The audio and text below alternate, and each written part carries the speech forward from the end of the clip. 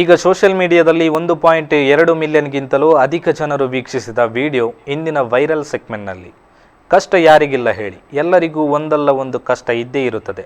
ತಮ್ಮ ಕೆಲಸದ ನಡುವೆ ಇನ್ನೊಬ್ಬರಿಗೆ ಸಹಾಯದ ಅವಶ್ಯಕತೆ ಇದೆ ಎಂದು ತಿಳಿದು ತಾವೇ ಬಂದು ಸಹಾಯ ಮಾಡುವವರನ್ನು ಹೇಗೆ ಗೌರವಿಸಬೇಕೆಂದು ಗೊತ್ತಿಲ್ಲ.